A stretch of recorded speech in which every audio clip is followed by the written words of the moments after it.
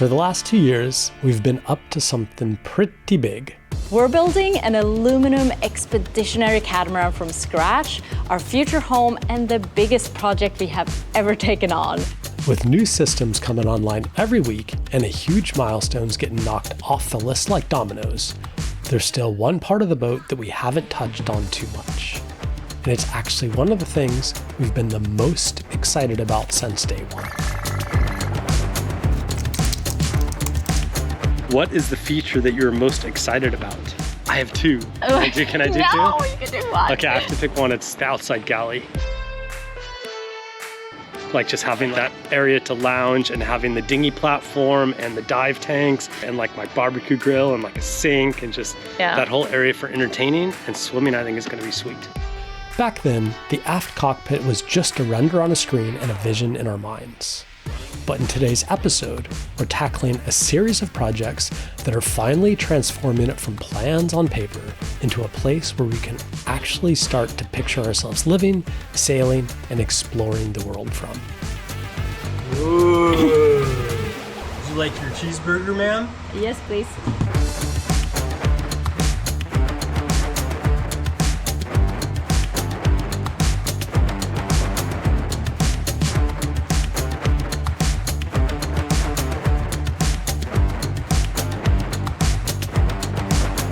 Hey guys, so in this week's video, we'll be doing some final touches and some really cool installations in the aft cockpit here, an area that both me and Brian are so excited about, and I know we're gonna use it so much when we're out cruising. This was also an area that we did the most changes to from the original design. Delos 2 is a custom design, but the basis of where we started from and our fascination with aluminum cats didn't just come out of nowhere. During the boat show, the Annapolis Boat Show in 2019, I saw this design. It was a 62-foot aluminum expeditionary catamaran. It was a great starting point, and one of the first designs we'd gotten super excited about in a while. We got in touch with the designer and began the process of tweaking things based on 15 years of lessons we'd learned sailing on our previous boat. So much of the design matched up pretty well with our preferences already, but the aft cockpit was one of those areas that we really got creative with. We extended the roof. This right here is the original, what it looked like. The first thing I noticed is that, we would never want to have a short roof like that. The traveler is sort of in the way. So what you can see on this one right away is we said, well, why don't we carry that back super, super far? Like, let's take it all the way back towards the end of the boat.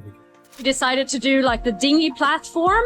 And so instead of having davits, which are just hanging over the end of the boat, why don't we get rid of the davits, replace it with a platform where you can actually stow Maggie on a solid platform and then give you the ability to like 360 kind of walk around. So you can walk from like the cockpit, the aft cockpit around to the side and then onto the platform.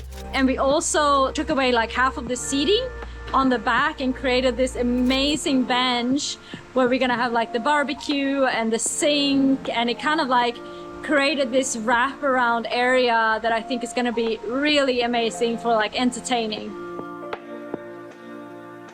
So that's basically what we're working towards. But before we get into all of that, I want to share something. So I just got off the phone and I had this opportunity to be part of this like really cool thing.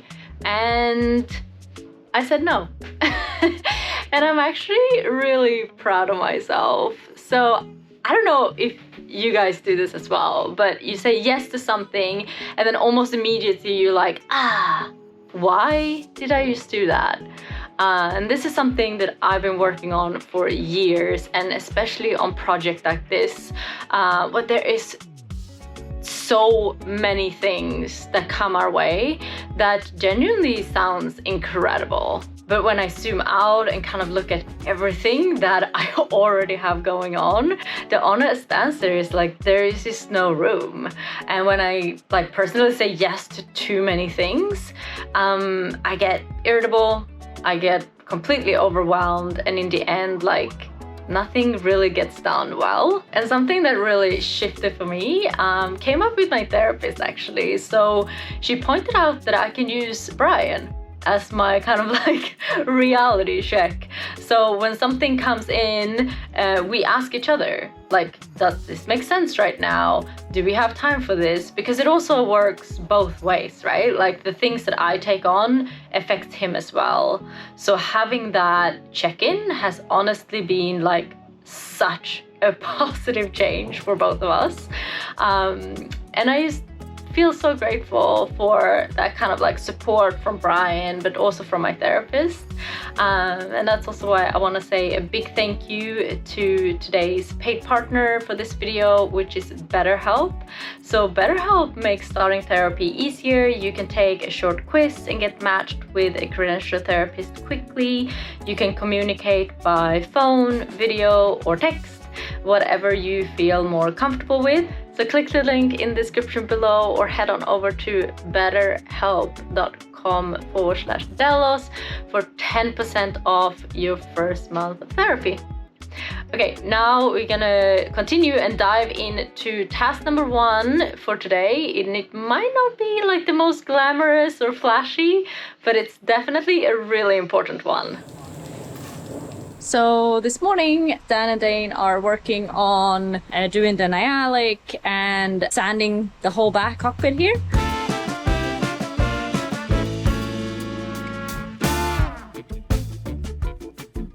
If you've been following along with the whole build series, then you're no stranger to the word of Nyalic. We've talked about it a lot in some previous episodes, which I'll link to right over here if you want to do a deep dive. But the Cliff's Notes version is this. It's a clear polymer coating that bonds directly to the aluminum, creating a protective barrier that prevents oxidation. Now, oxidation really isn't a bad thing. In fact, this layer actually protects the aluminum and is perfectly safe. But over time, it can lead to streaking, staining, and uneven color variations that don't look all that great. So for the sake of vanity, Nyalic should help to prevent all that and will keep the aluminum looking schmick as can be for years to come. The process of applying it is pretty straightforward, although it's a little time consuming. First, we need to sand the aluminum until it creates a smooth, consistent look over all the surfaces. Then we need to get it perfectly clean and dry. And then all that's left to do is roll on the Nyalic over every inch of the cockpit.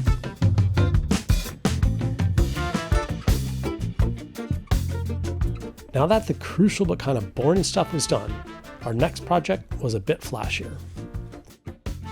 Is it really hard to push it in, or? Oh, just the end is pretty hard. Once you get it in, it's alright, guys. As you know, if you've followed our channel for a while, we do enjoy having the occasional soiree on board. So lighting is everything. And these LED strips are going to give us some very cool ambiance outside. Whether we're going full send with a smoke machine and disco ball, or just eating a fresh caught dinner with the family out back, LED lights are a common solution on sailboats because, well, they're just incredibly efficient. They're also super reliable and with a lifespan measured in tens of thousands of hours. So once they're installed, we don't have to think about them for a very long time. Plus, we love being able to change the colors on command to set the vibes. This out. Can you hand me the battery connector thingy? Negative goes in there, positive goes there.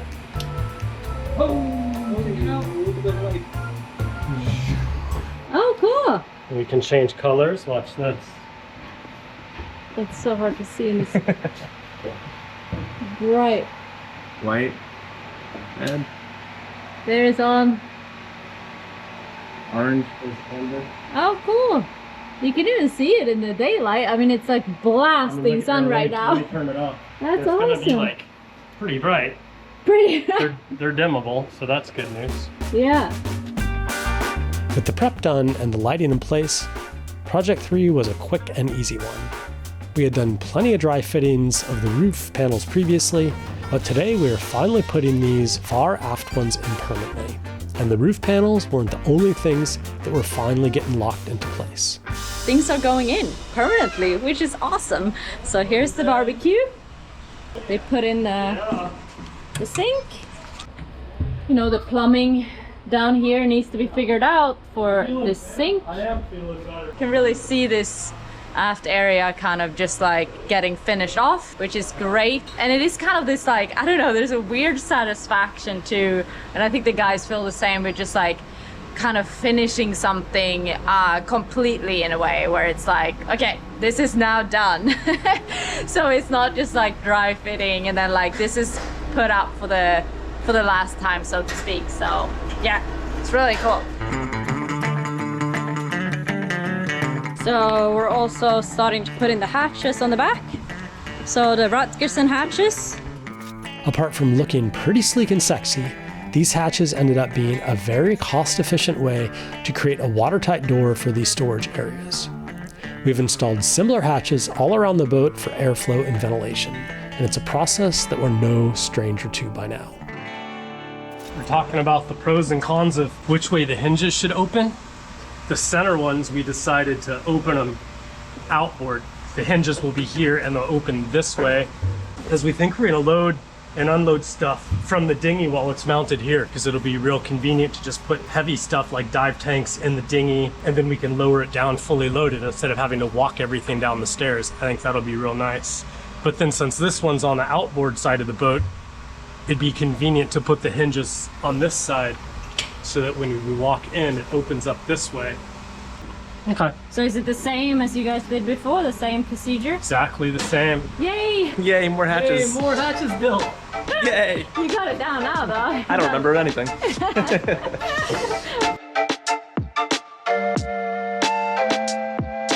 The curves on the hatch are very, very, very close, but they're just slightly enough so that one corner doesn't fit in. So I just have to touch it up. All right, watch your ears.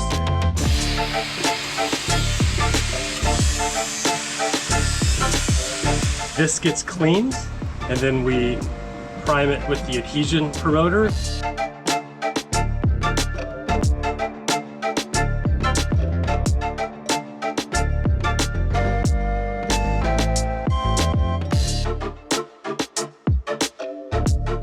So this is the 209D, the black primer that's on here. It's for the plastic. So we taped up all the surfaces that could get dirty.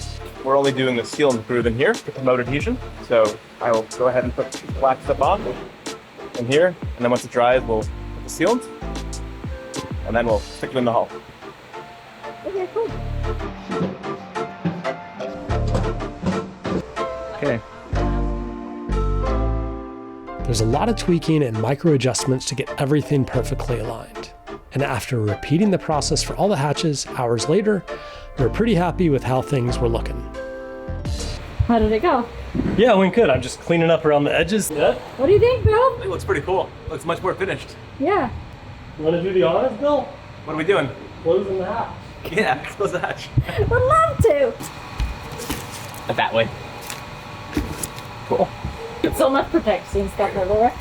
But it looks really sleek. So take that plastic off. Oh yeah. Great success. Great success.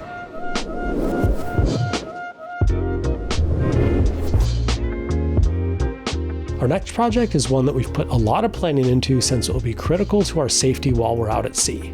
And apart from just wanting it done properly for our own benefit, we've also got some specific criteria that we need to meet.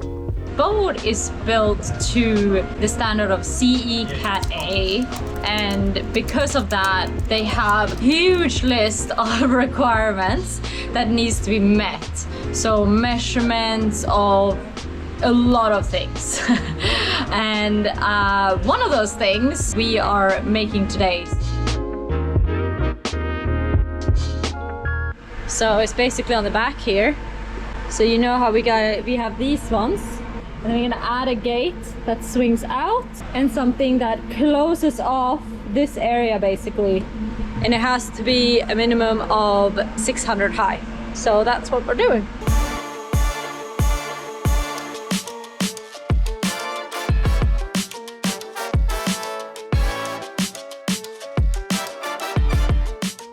No one agrees, I suppose, don't we? Let's go a bit more, I think.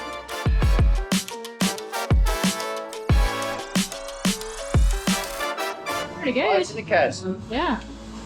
Now we've got to measure from there back to the centre, because we started on the 130, then work the difference out for the other side once we measured both. Okay. I think. Sound like I know what I'm doing anyway. You lost me so long ago. Lost you, hello. If you're scratching your head too, basically Dan is working out how all these different bends and sections of tube are going to come together to create the gate. It's a bit hard to picture it until it all starts to take shape, but a whole lot of small pieces and connectors eventually add up to what we think is a pretty sleek, minimal, and effective design.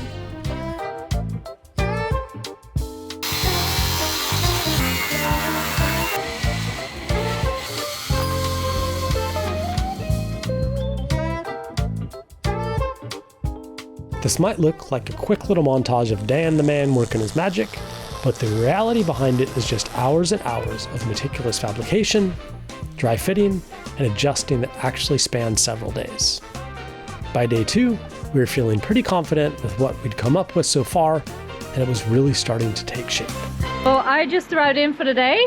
I went to Sierra's school. She had like a little singing parade, and she's part of the choir, so choir?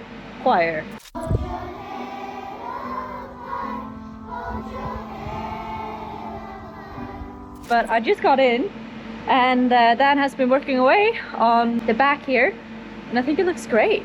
So it's basically gonna be a bar, kind of goes up like that. And this one is basically the one that is gonna pivot in. You pull this out, and then we're gonna have like a thing here and a thing here, and then it attaches to that side basically. As Dan continued plugging away on the gate, in the meantime, I had my sights set on the next item on our to-do list. We're gonna start on installing this, which is a very nice port light from Vetus. If you're not as familiar with all the boat lingo, a port light is basically a window with a mini watertight hatch that you can open from the inside. We already installed the ones that go on the outside of the hull in both cabins, so we felt confident and dove right in. So these guys are gonna fit right in here, just like that. Doesn't that look nice? Yeah, it looks awesome. And so this is pretty cool because this is actually the last port light or hatch that will go in to seal in the entire port hole. And then we have everything in, even the escape hatch down below. So pretty excited to get this in. It's a really nice product. It's called a PL751 from Vetus. The first step is I pretty much taped off the whole thing, and then I put the hatch in. Then I took my little razor blade and actually cut out around the hatch, and then I pulled the strip of tape off so we get an exact cutout of the port light. And then now I'm going around with sandpaper and I'm just roughing up the aluminum, and then that'll be a good base to put our adhesion promoter on there. We'll paint that on. We'll do the same thing on this surface of the hatch, roughen that side up for the glue, and then we glue it. So it's pretty straightforward after you've done it 20 times.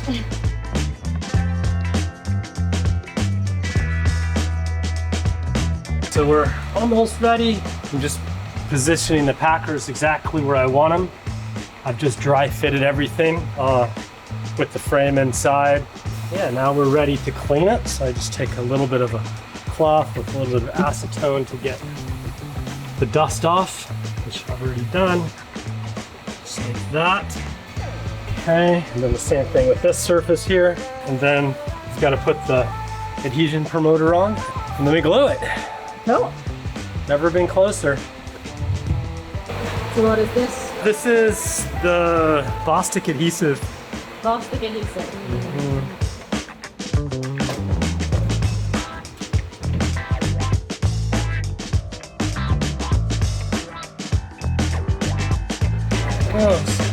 Now I go on to the inside, make sure I have it the right way, and then I screw in the frame. Yes, looks like a pretty good fit. We've got the hinges on the top, the locks on the bottom. That's always good. Yeah. This piece goes on like this. We're being very careful not to touch any of this because you would kill me.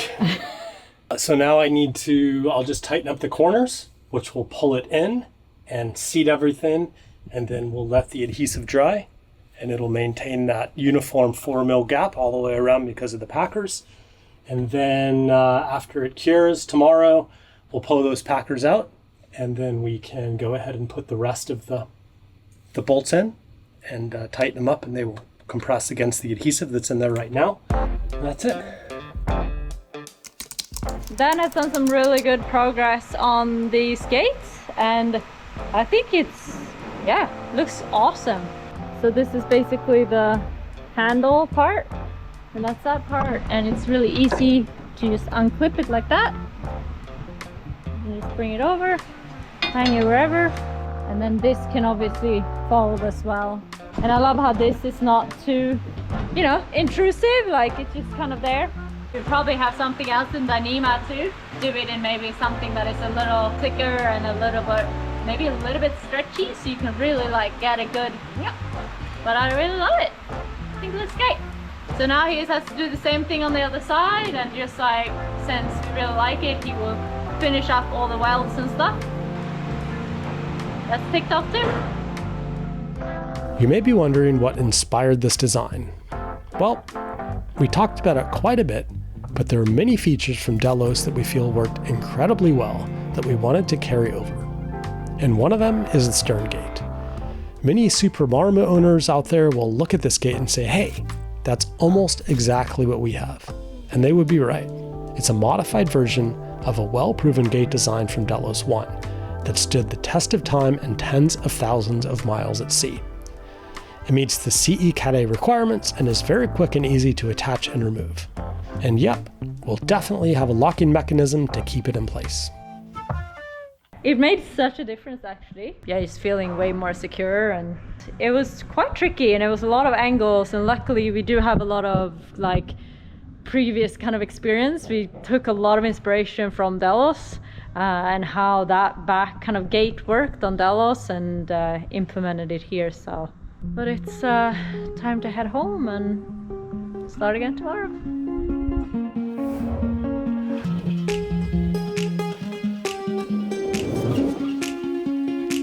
So it's the next day, and the adhesive that Brian put in yesterday has set, and now Dane is actually going to do the backfilling. So he's taken off all the kind of like tape and the spacers and stuff. He's retaped it, and now just clean it up a little bit, and then it's time to backfill it. The last step at filling in the remaining gap with adhesive is super important. It improves the quality and longevity of the seal by removing tiny air pockets and ensuring full contact between the sealant, the port light, and the hull. It also helps to keep out moisture between the hull and the window, and helps the adhesive between the two handle movement. Boats move a lot, so when the hull fluxes, this gives the sealant room to stretch and compress without tearing or debonding. This is actually quite a small opening, and this happens more on the larger hull windows, but we do it all the same. It's a bit of a process to get it just right, but Dane is a pro. Start scooping it off. Oh, to take off the excess. Yeah, just the excess.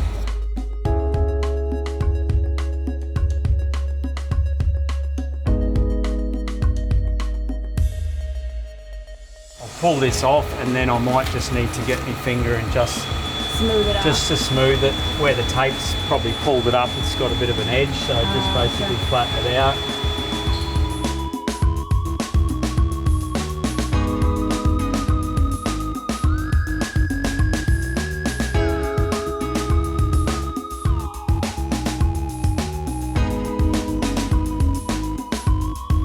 There we go. That's how it's done. Nice. Awesome. Looks great. Yeah, awesome. Now we just repeat on that side. Yes, that's right. It needed a few days to fully dry before we could finish screwing everything in on the inside properly. But a few days later, we were so happy to wrap everything up and see the final look. Ooh. That's nice, huh? Yeah. Jacket. It looks great. Turned out I'm really happy with how it turned out. Really nice port lights. Lets in a lot of light here too. Yeah. Should I come down and we can...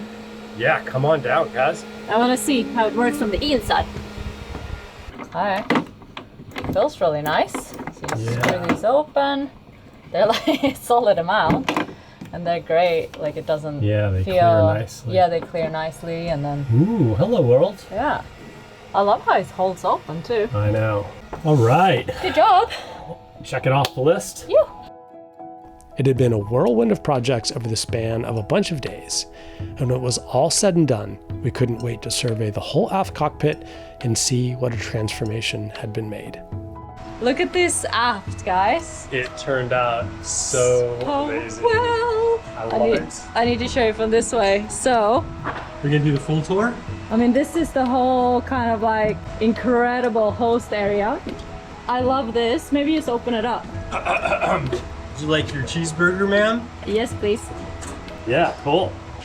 It's a beautiful girl. Yeah, we went for like a low profile one because we didn't want it sticking up and we wanted it to be built in, not like bolted to the rail like we used to have. It just looks nice and finished. And then we put a little bit of space to either side so we can have like a food prep station here. We got our sink here.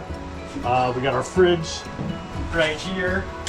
You know, it's like a pretty cool entertainment area. I love that you can walk like 360 around the whole thing. It's just so much space. And that we won't really store the dinghy here either. No, so this is all like, we can set up chairs and stools. I have my hammock hangers right here. So we can put a hammock right here in the shade and just chill. We kind of made this platform so that when the dinghy lifts up, we'll be able to load our dive gear. Like the bottles will be stored in here. Dive compressor will be right here. And so we'll literally be able to take our dive gear out, set it on the platform. It'll go right into the dinghy. This will be a gate right here. And then we can lower the dinghy down fully loaded. And we should be able to pull the dinghy up fully loaded too, which is so much better than trying to come out of the moving dinghy, carrying heavy gear and like lugging it up the stairs. I know, right? Any sailors that dive off their own sailboats know exactly what I'm talking about. Yeah. This is gonna be such an improvement. And I'm stoked about all of this storage here too that we're having. Amazing amount of storage. Look how nice that is.